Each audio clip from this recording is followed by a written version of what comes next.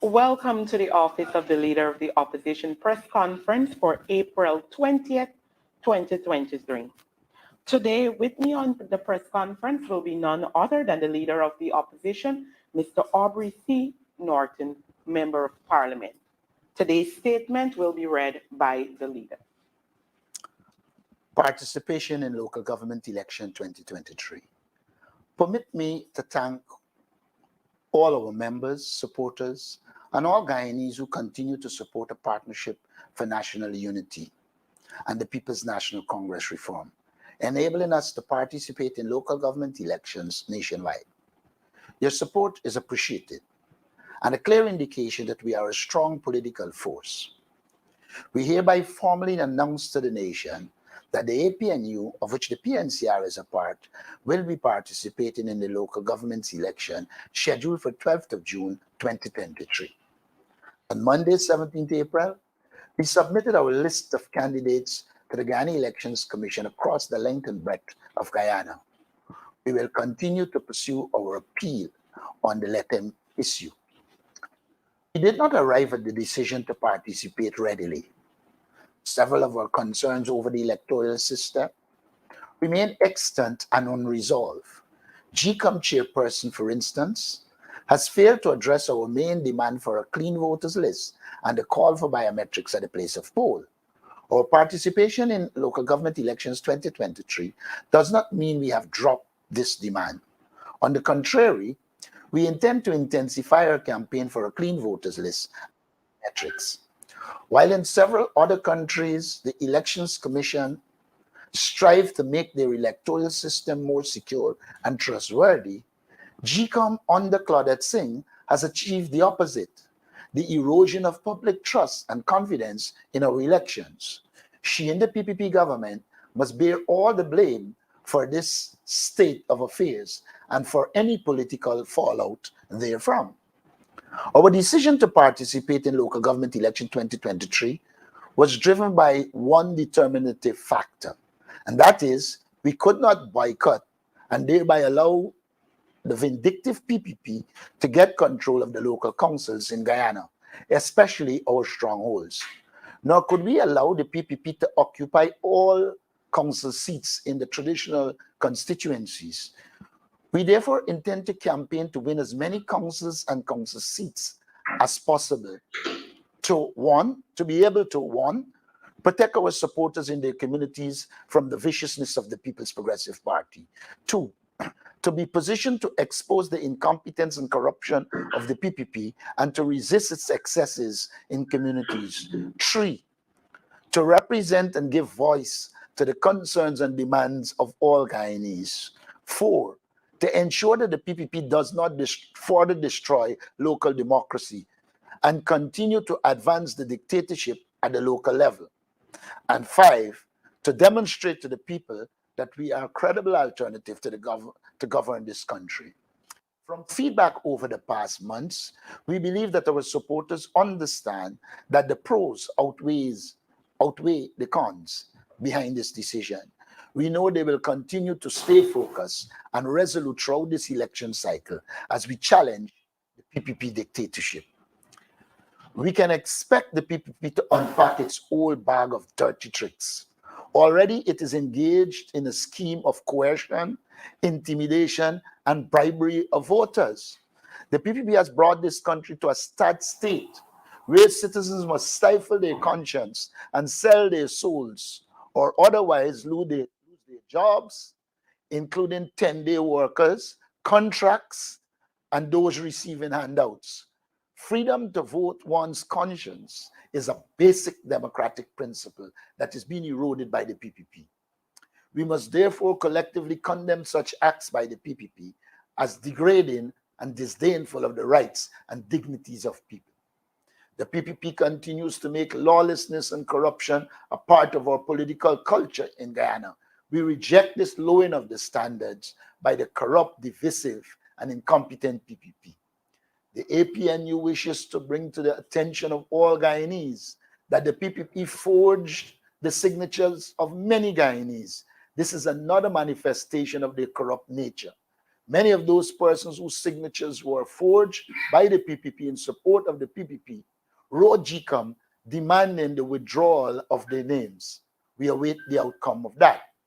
In addition, we wish to condemn the PPP for threatening persons who support the APNU list and involving the police in the intimidation of citizens in places like Wakanam, among others.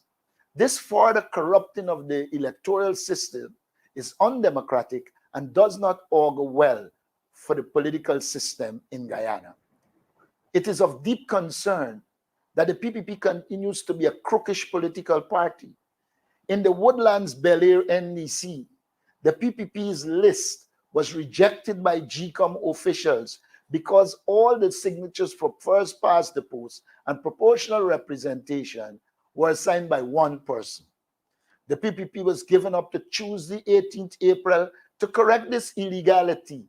They made another submission, and again, all of them were signed by one person for everyone.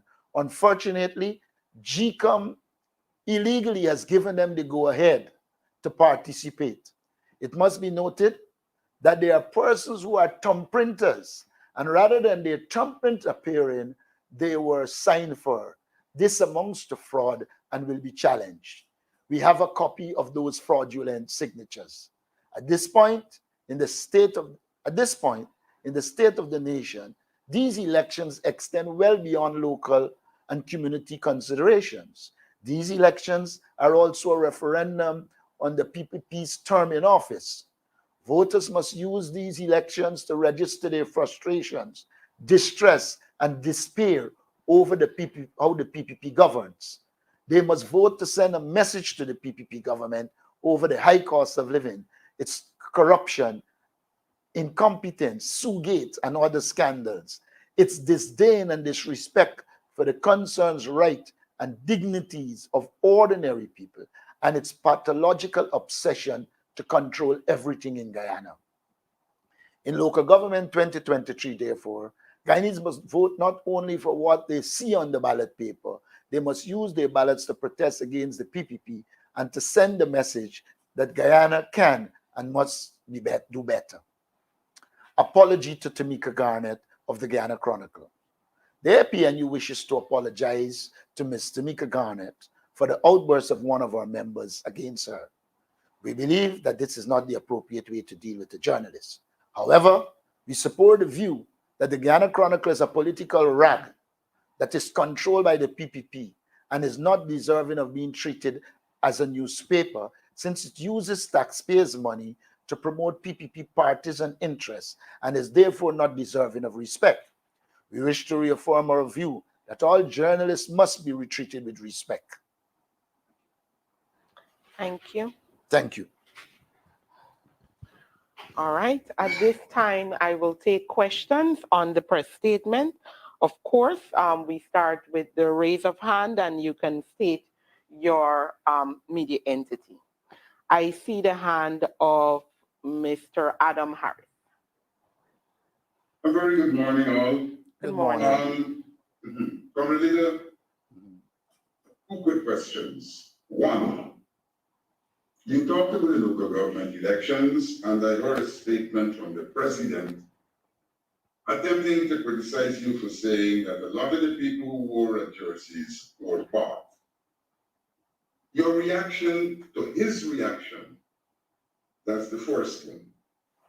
And the second one is everyone talks about defection from the party and what have you.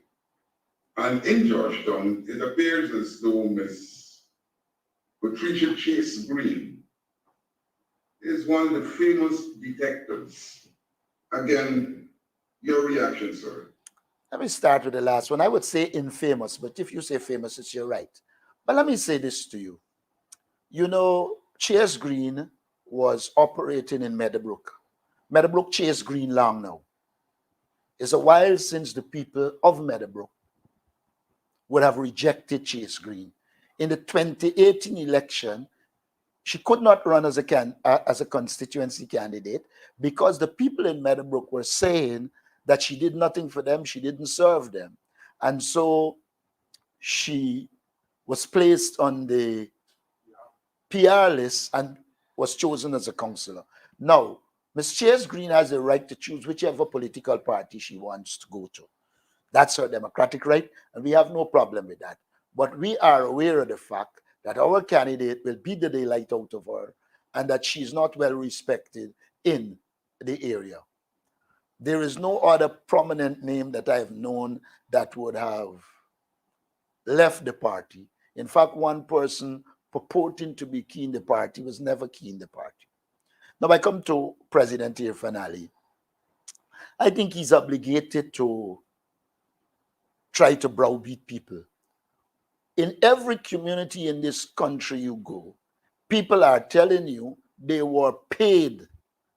There was one circulating where a man said if he knew he could have made 10,000 in so quick a time, he would have been doing it. Now, all around, people are telling you that they were paid.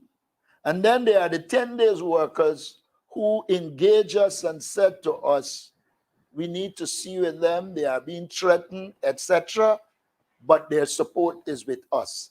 And so many of them were forced to go. In the case of a contractor, he was told if he doesn't sign, he can't get any more contracts. The 10-day workers were told that their contract renewal is coming up, I think, in June. And if they don't go, the contract wouldn't be renewed. So Irfan Ali has always been dishonest. And so I expect no better. But all I can say to you, the evidence suggests that one, they paid people. Two, they forced workers. Three, they forged signatures. In Plaisance, for instance, we had to put in writing that people said they did not sign and objected. We are looking to see what the Elections Commission should do because this amounts to fraud. I also understand in Better Hope, they put the name of a man's spouse, and the spouse went and said that she never signed for him as a candidate. And so across the country, the PPP has been involved in illegalities to get their list up and running. And one of the reasons they were fighting to be first on all the lists, I mean, they didn't succeed, was because they know once your list is caught with such activities, you will have to go back. And the first person tend to get through because if names are duplicated, then it is the second list that has to change. But in this case, it is blatant fraud. The PPP was involved in fraud, and we will pursue this matter to the end. Thank you. Mr. Dennis Shabbat. Good morning, Mr. Norton. Good morning. In relation to the claims of people being bought and so on, and also the signatures, do you have any, in the case of the signatures, do you have any samples you can release to us? And secondly, is there at least one or two persons who might be willing to come forward and say that they were paid? I know that it might be, you may say it might be politically sensitive and people may be unwilling, but given what I seem to think that you say that it's a large number of persons, could we have at least one or two of those persons? Were I a journalist, I would go to those people and promise them I will deal with it anonymously. But are you willing to give us the names of the persons? There are many people that you can get the names of. But I'm saying to you, I prefer, rather than it be considered we doing it, go out there. There are many people out there. In Linden, we had cases where by the time they left there, they take off the jersey and throw it away. If you go into Linden, you can talk to people. So I would say, as journalists, you all need to go there and get it. There are people we know that admitted that they were paid. in Pleasance, in Linden, all around. I can probably check to see if any of them are willing to come and say it on camera. Okay, and secondly, in terms of the signatures, do you have samples of these? We have the documentation for Woodland Bel Air. In fact, as I speak, it should be arriving anytime at Congress Place shortly.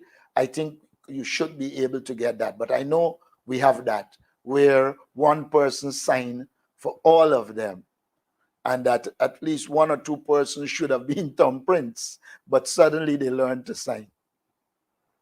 And as I understand it, if you register with a thumbprint, you really should really be putting a thumbprint rather than a signature. So what will be your next step with respect to these signatures? We have already dispatched Objection.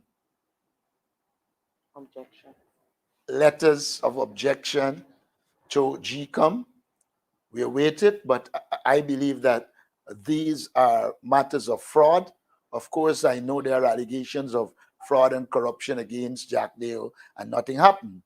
But we believe that these are allegations of fraud, and we have to pursue them at the level of law enforcement and possibly bring private criminal charges against some. Thank you. Mr. Kurt Campbell. Thank you. Good morning, Mr. Norton. Kurt Campbell from the newsroom. Morning. Now that you formally announced the participation of the APNU in local government elections, I wanted to solicit from you how many constituencies is the party contesting in, and on a more larger scale, how many of the 70 local authority areas and 10 municipalities? Virtually all. In Letem, we had a problem, and we wrote the Elections Commission and that, and dealing with that. But in many the other areas, we have submitted. I think we had a problem at Grove, and they weren't submitted. But across the country, we have submitted in virtually all the NDCs, all the constituencies, and all the tongues, except I think for Letem, where there is a problem. Right. I'm sorry, when you say virtually all, do you have any numbers I can work with? We might be short on like 3 or 4, if so many.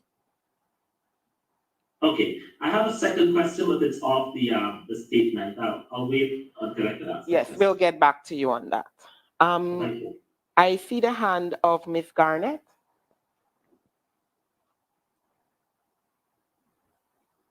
Miss Tamika Garnett. Good morning, everybody. Good morning. Chronicle. Good morning. My question is about the Patricia Chase situation. Earlier, Mr. Norton said that Ms. Green ran as a PR candidate in 2018. However, GCOM has her listed as a constituency candidate, garnering actually the most votes for her constituency that year. Or 2016 you are referred to. Oh, 16, my bad. So why would you go to 2016 and skip over 2018? Well, if you look at it, you see she ran as constituency in 2016. But by 2018, she was so unpopular in the area. As far as I know, the party took a decision that we cannot put her to run in the constituency because it would have been bad news. And we placed her on the PR list and put her back at the city council. No, but she's listed as a constituency candidate both years. I will double check that, but I will double check that. But as far I said I will double check that, but as far as I know, in 2016 she was a constituency candidate, and by 2018, the community there was suggesting that she's not the kind of person they would support. GCOM's page has it different, and they have her listed as a constituency candidate. I heard you. I will double check. She has 2,212 votes. I will double check it. I will double check it. 3,000 votes in 2016. I will double check it. I will double check it. And I want to say this to you. When we did our assessment, she was unpopular. However, you are aware that our constituencies support the APNU AFC. And therefore, she would have gotten the support of the APNU and not necessarily the support of individuals in the constituency. Now, we believe that she has been rejected by that community over the years, is the reason for which she wasn't returned as mayor. And so I will check what you would have said. But in our party, we are convinced from our feedback from our supporters that we couldn't carry her back as mayor for another term. And in an attempt to show gratitude, we kept her on the list, but we didn't put her back as mayor. So prior to her leaving to move across to the PPC, was there ever any discussion that she indicated to the party that she was leaving or anything like that? Not to my knowledge, but the party had known. Don't forget, we have our own network, and the party had known that she had shifted away from the PNC and that she was benefiting from the PPP. In fact, I think in fact, Chase Green was not the only APNU member city councillor to have shifted over as well. We also saw Miss Priya Richards. I'm hoping I pronounced her name right. Did she give any indication that she would be moving across? And additionally, when I spoke with her on Monday, she said one of the reasons for her leaving is that she has lost all confidence in APNU and that not much is being done in her community through under the APNU. So that was one of the basis for her leaving. What does the APNU now say to about her leaving? All I would say to you is this: one, she did signal that she was leaving. Two, she didn't do anything as the constituency rep. I don't know who she would blame if she was the constituency rep and people weren't seeing her. And the next thing I want to say, I do not believe that she is of any consequence to impact the outcome of our elections, and we will have the opportunity to see at the end of local government 2023. Oh, my next question, going in the same vein of the local government election and the councillor. We saw that from 2016 to 2018, the APNU saw a massive reduction in support in the local government elections. How is it that the APNU can now still be confident going forward to 2023 elections, even as members of the party are walking away from the party? Because first of all, we have a lot of new persons who are well respected. We have been campaigning on the ground a while. Secondly, the atrocities of the PPP in places like Mocha, etc., would have helped us to galvanize our support. And we are confident that we are going to beat the PPP and regain some of the lost vote. Don't forget, when you're in government, there's the tendency sometimes for negatives to accumulate, as the PPP would have known throughout its history. All right. Okay, all right, thank you for that. My next question, I think it's remiss of me to just say something on the apology and the situation with Ms. Carol Joseph. Firstly, with the apology, well, I would have messaged you earlier today about my thoughts on the apology in terms of, I think it could have been better put across. But what now is the party doing moving forward in terms of adjusting its treatment of journalists going forward, or what will you, is there any kind of, going to be any kind of a training for your party members or anything in terms of how they move forward interacting with the First of all, the party has always interacted with journalists in a particular way. While I avoid going down that road, you would agree, Miss Garnett, that if you cop a phone and talk to somebody and call them babes, and I listen to what you call it, first of all, you would agree it comes over as informal. Secondly, it is journalistic ethic that a journalist who is going to tape somebody should indicate to that person they are taping them. And as I understand the law, it's an offense to tape people without their permission. And that is why I try to avoid going down that road, because I want to treat you as a young journalist who has potential, might have made mistakes. I know full well what the journalists at Chronicle and NCN goes through with Kwame Mackay and his directives and diktats, etc. So I was trying to avoid getting too deep into it. But all I can say to you, my dear, is that we respect you as a journalist. We will treat you as a journalist. We believe it is unfortunate that you're working in an institution that has been politicized and therefore it generates some problems sometimes. But be reassured that journalists will be treated properly. And for me, I have always held the view that when I speak with you, I'm not speaking to Tamika Garnett. I'm speaking to a Chronicle journalist. And I try to draw a distinction between Tamika Garnett, the person, and Tamika Garnett working in this political outfit that is not conducive to proper journalism. Thank you. Yeah, but at any level, does that give a party member the right to, I get a feeling like you're trying to say because it was recorded or something that somehow validates the language used. At that point in time, Ms. Joseph, We have long said, spoke to me as it, you know, and I would still dress. In our statement, we made it clear that that is not how it should be done. We agree with that.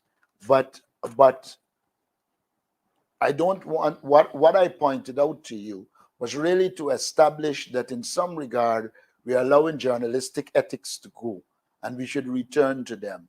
A journalist should call and said, Leader of the Opposition, I want to do an interview with you. Some journalists still do it, and they say, do I have permission to record you? And if I say yes or no, you act based on it. I'm just saying to you, I'm not here attacking you. I'm just saying to you that there are certain journalistic ethics. If we put them back in place, then the relationship will improve. Put differently, there is need for action among the political parties, government, and also on the side of journalists. This is the final for me. Can you just give a comment on the moving forward now that this situation has come about and how it will be used as a springboard for better relations with your party and the media, whether state media or private? As far as I'm concerned, one, we have a good relationship with the media. Two, I don't know of any conflict we have had with the private media. I think if Chronicle honors taxpayers and give equal treatment to opposition, government, everyone, if Chronicle desists from making the newspaper into a political rag that carries the PPP position and exclude the opposition and anybody who disagrees with them, because many people say they write letters to Chronicle and they refuse to publish it. So it is not solely political parties. It is a bad culture that has developed at Chronicle and NCN that needs to change so that we can move forward. And once those changes are coming on the side of NCN and the Chronicle, I think we can move forward. All right. At this time, I will take the question from Miss. Can I just one, please, can I have a follow-up? one Miss. Leave her. Let you right. come to the follow-up. Okay. Yes, go ahead with your follow-up. Speak a little bit on how the demeanor of the Guyana Chronicle under the current administration is different from what presented itself under the new administration, bearing in mind that I've been working at the Guyana Chronicle since 2013. I've been there under both administrations. Could I ask you what's going on now different from what the could I ask you if under the APNU AFC the Guyana Chronicle did not carry all the debates of or most of the debates of the opposition in Parliament, especially on the budget? Under us, they were carried. And in this case, only things that were carried were negatives. NCN, Jacques Deo used to be ranting and raving on NCN. Now there is no access to NCN by the opposition. And so it's different, though there might be similarities. All right, thank you. I see the hand of Miss Svetlana Marshall. Hi, good morning. I have three questions. They're a bit hybrid on the statement of the statement. Mr. Norton, could you say why the Central Executive Committee of PNCR has not met for the year? And secondly, could you say why the CEC was not consulted on the selection of candidates for the local government election? And what role do you play in the selection of candidates for the municipality of Georgetown? All right, Those are my three questions. first of all, it is untrue that the CEC didn't meet for the year. We met in January, we met in February, we met on the 2nd of March, and we're scheduled to meet in April. So we have been meeting as stipulated. May I also point out to you that some of the misinformation you're getting from people aren't true. This question of local government election, the central executive met and we discussed it in its entirety, the pros and cons, before we even come to a decision. So it is not true that the CEC didn't meet. Now, I don't know if you know the nature of local government elections, but a lot of the decisions are made at the local level. At the level of the municipality, those members at the level of the municipality and the NDC met and decided who they want to run. One of the things I committed as leader of the party to change when I become leader was the situation where people sat at the center and determined for local government what they should do. In this regard, all we did was to have like oversight, but all the decisions on who run and who don't run were made by the people at the local level, and that is what local democracy entails. Local democracy doesn't entail we of the people take it to central exec and then central exec determine for that. There are negative consequences to that. If you talk to all the people on the list across the country, they will tell you they were involved at the local level and local people made the decisions as to who will constitute the list, who will be PR, and who will be constituency. Now, you would agree that constituency, the people on the ground will know much more than anybody on a central executive. You imagine the central executive making a final decision on an area that they're not familiar with, and many of the people there. So we are taking local democracy to the people. They have made those decisions, and the central executive of the party has always been an institution that governs the party, but adheres to the will of the people. Is there another question Yes, I have two other questions. Sir, could you spoke about the party registering its objection to Chica with regards to signatures, not enough signatures on the part of the PPP and people using their signing when they would use conference in the past. Could you say how many such instances the party would have recorded? And secondly, Sarah, you spoke about the former mayor of Georgetown and her departure from the party. There are some of those, there are people who are of the opinion that the departure of Ms. Chase Green and other well-known PNC members from the party is an indication that the PNCR and the APNU is in a state of disintegration. How do you respond to those pleas? If you could find representation in more than 75 of the 80 local authorities, if you could find representation in all of the councils, how then do you argue for disintegration? Now, may I also say this? I don't know anything but the mayor leaving the party.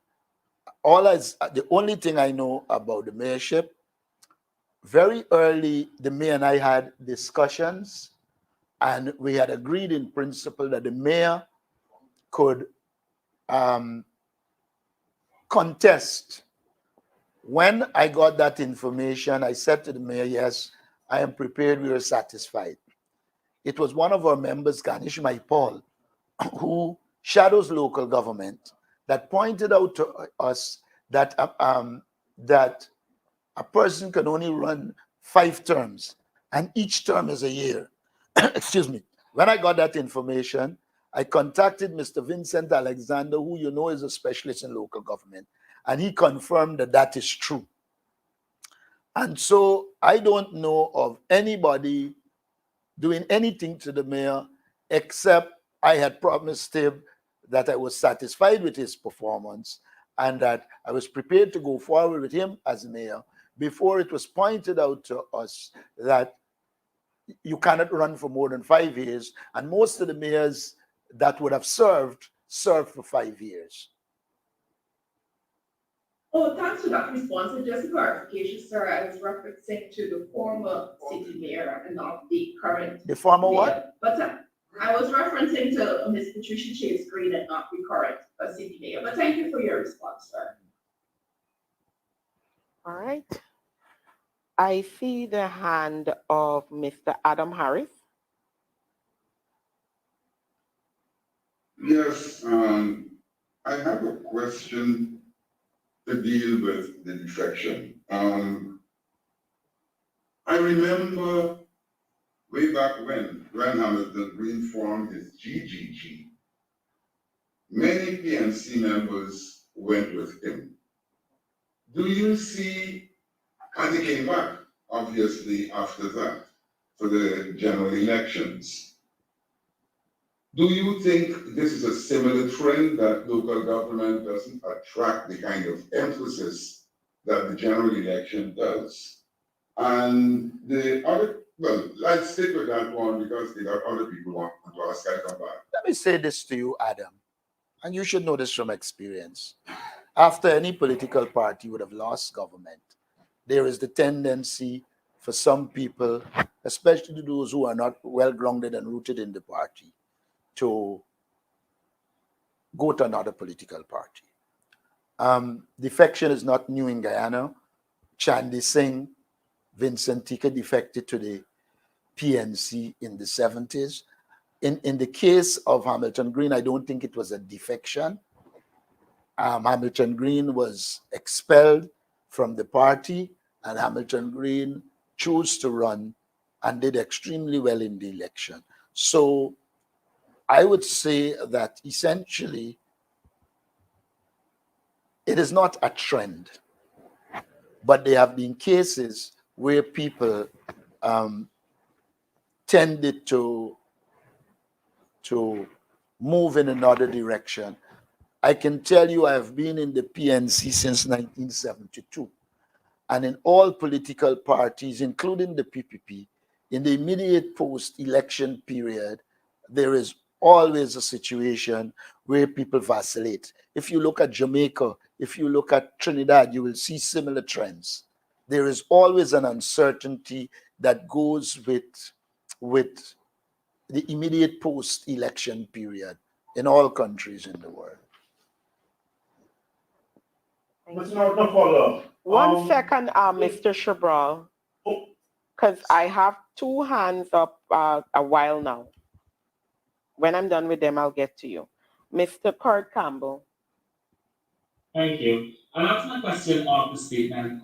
Mr. Norton, you read the party's statements today on your own, and I think it's an opportune time to ask you about the support you've received since assuming the leadership of the PNCR and consequently opposition leader. And this is being asked against the backdrop of the notable absence of the majority of your 23 APNU MPs during the nomination day activities on Monday. Like I said to you, as far as I know, nomination day was a local activity. If the MPs were involved, For instance, I saw Don Hastings was involved in Bartica. I saw Figuera involved in Linden. And then I don't know, you said how many MPs? 23 APNU MPs. I don't know that there are 23 APNU. I think it's 21, however. But Okay. as it relates to the support of the party, like I said before, that we could have mobilized and ensured participation across the country, it is indicative of the fact that our support is there. And even with the money at the disposal of the PPP and with all their dirty tricks, we have been able to produce credible candidates and have been able to set up the list to participate. On the question of members of parliament, all members of parliament, I know, or many of them participated. When I was in Mocha, Nima Flubest was there. I can check, I think Cox was there in Region 1. So I don't know why you arrive at the conclusion that they weren't involved. Many of them are regional MPs. I saw a picture of Vince Roy Jordan in Region 5. I saw a picture of our Region 2 MP, Sherwin Holder. So I know Ganesh Maipal was out the country. I know Manza Walton was out the country. But I think your conclusion is a wrong one. Thanks for that response. Just a quick follow-up. Could you answer the substantial question about the support you've received from or internally as leader of the PNCR and the opposition leader? Thank you. As far as I know, I have the support of the PNCR, members of parliament, for me, the most important support is the support of the membership of this party and the people on the road and the ground. Those support I have. As far as I know, I have supported the members of parliament. When we had the budget, we were able to rally all the members of parliament and confronted the PPP budget and expose them. I heard from many APNU, AFC members of parliament that the leader's presentation was one of the best they would have heard. But I don't want to go down that road. We'll continue to do the work and ensure that we strengthen and achieve our objectives. And mind you, we must not forget that where more than two people are assembled, there's the tendency for one or two to not want to pursue the general objective. We will work towards the general objective, but you're dealing with human beings sometimes who have their own agenda. Thank you. Miss Rihanna? Good afternoon. Good afternoon. Rihanna Ramsey, Culture News. I heard you speaking about the mayor. He was your choice for the mayor candidate for APNU. Who would be the next person in line, given that he's not committed to run another term? First of all, you did not hear me say he was the choice mayor. I said we had a discussion, and I said I was prepared to support him for mayor. And I want to. So who are you prepared to support now? Now, I am not getting involved in that. Let me say this. Like I said before, our party committees will determine once elected and we get the persons that are elected, we will meet and determine who is the best candidate to be mayor. I don't want to now say I will choose X. And then when you get in the field, somebody else emerges as a more popular person, etc. So I will not go down the road of saying I support this person or that person. I made it very clear. I said I was satisfied with the mayor, Rajin Orion, and I did indicate to him I was willing to give him my support. And in this present situation, people will campaign. I just said to you, it's a decision that you have to make with the people in the constituency, with the people in the NDC, with the people in the municipality. And we will do that and then arrive at who will be mayor where. Thank you. But I also want to say your question is a tacit acknowledgement that we will win a number of mayorships. Thank you. All right. I will give Mr. Sherбал, who apparently wanted to ask the question, and then I will get to Mr. Adam Harris, as I promised. Thank you. Mr. Norton, give me your concerns about the voters lists, in this case lists. What are some of the safeguards your party intends to put in place to ensure that you preserve the integrity of the votes that are in the ballot, that are being put in the ballot, into ballot boxes? And secondly, why, given the repeated concerns by the APAU and even the AFC about the manner of governance by the People's Progressive Party, has your party and coalition been able to attract new and fresh faces much more, and prominent new and fresh faces, as well as much younger candidates across the board, especially for the city of Georgetown? Well, could you point out to me the average age of the city of Georgetown candidates? I've seen many young people on the. Yeah. Huh? That's what he said. What is the question? Unless I missed the question. I'm trying to ask Phil from you, Mm. why is it that given your concerns about the manner and style of the governance of the PDP, have you been able to attract any defections, and even also having much younger and more prominent persons coming over to the coalition? Well, we mean attract from the PPP to us? Yes.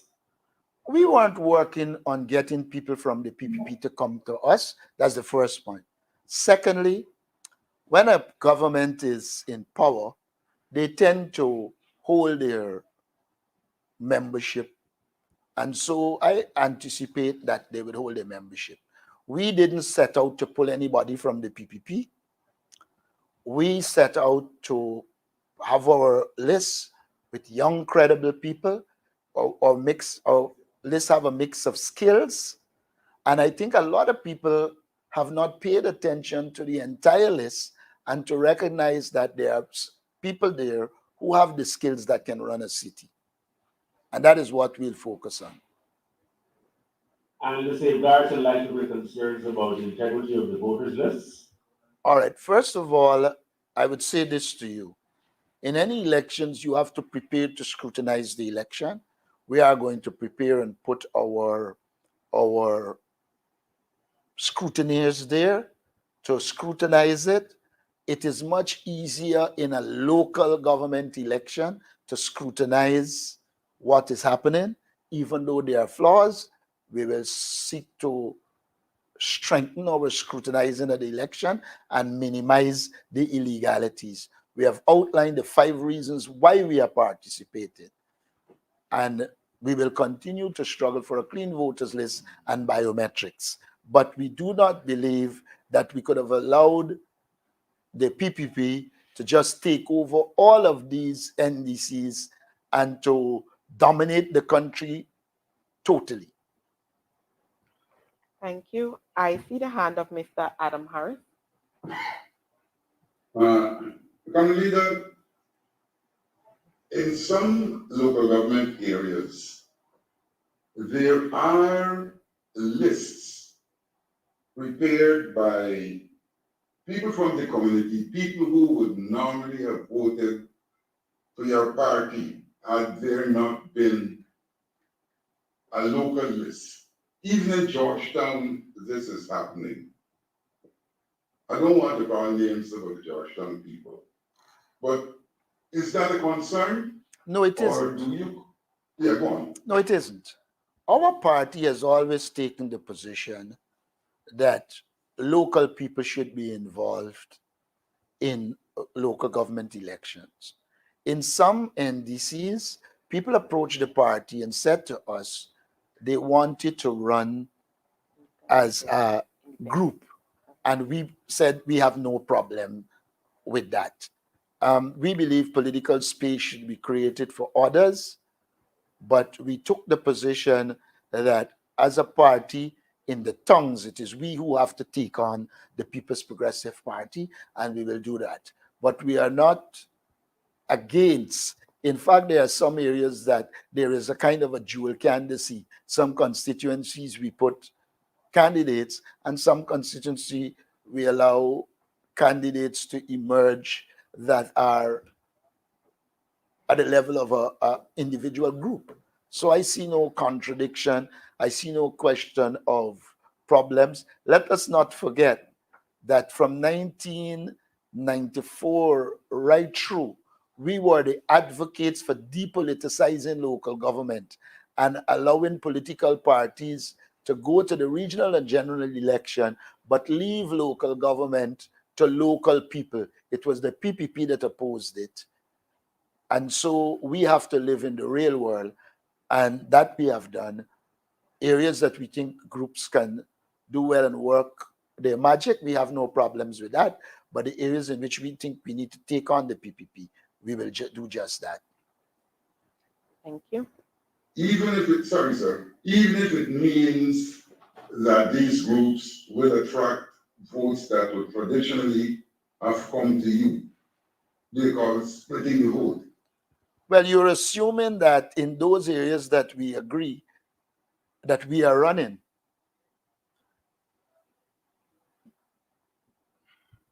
Georgetown, is there another group contesting in Georgetown? I saw a group headed by Bobby Vera. Oh, yes, he did indicate that he wants to go as an independent. In the nature of a Democratic Party, we can't oppose that. We just have to allow them. But as it comes to pulling the votes, I don't see that group pulling votes from the APNU. And that is my straight and correct answer. Did you try to appeal to him to not split the vote? That is an internal issue.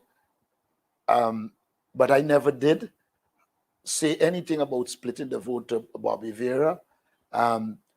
Vera has the right as a Guyanese to, if he wants to go and run, he runs. We don't take offense. I don't see the need for go telling Bobby Vera anything about splitting votes because I don't believe they can split any votes. But did you try to convince him to run in your state? No, I didn't. Okay, thank you. All right. I still see the hand of Miss Rihanna. Is your hand still up, or is that a mistake? All right. At this time, we'll take any. No, don't run away, please. One. All right. After this, I will shut my mouth. Go ahead with that. Excuse me, sir. After Monday, with all the talk about people getting $5,000 for getting the red jersey, there has been talk that a sum of money, I heard as much as $100,000 with half up front, being offered to people for the vote, provided they photograph the ballot paper with their vote and send it in. Now I need to know, is there any regulation that prevents someone from photographing their votes in the place of poll? And secondly, have you heard of this financial approach to people for votes? First of all, a vote is a secret ballot. And we have insisted in elections before that people should not be allowed to take their cell phone in, and we will continue to pursue that because people should not be allowed to put a secret ballot in the public domain. I will have to check with the lawyers to see if it's an offense, but I'm not so sure. So we will pursue that. We will insist. We have insisted before that you should not be allowed to take a picture of your ballot and put it in the public domain. I think it breaches the law. We will check. And the question about the payment. Well, we know they are paid. Look, in Plaisance, they were offering 150,000 for people to be a candidate. And at least one person come to me and say, "Bana, I'm going to refuse though. But what I can promise you, I ain't going to do no work." And that person, this one I'm talking about is not Plaisance, it's another area. But in Plaisance, we know they offered people money. Across the country, they offer people money. 5,000, 10,000, and those who they want to be candidate in areas like Vicelas, they got as much as 150 to 200,000. All right. Are there any other questions as we wrap up today's press conference? All right. With no other hands being raised, I will take it to mean that we are finished with today's press conference. I want to thank the media personnel for attending today's press conference again, and we do hope that you have a wonderful afternoon.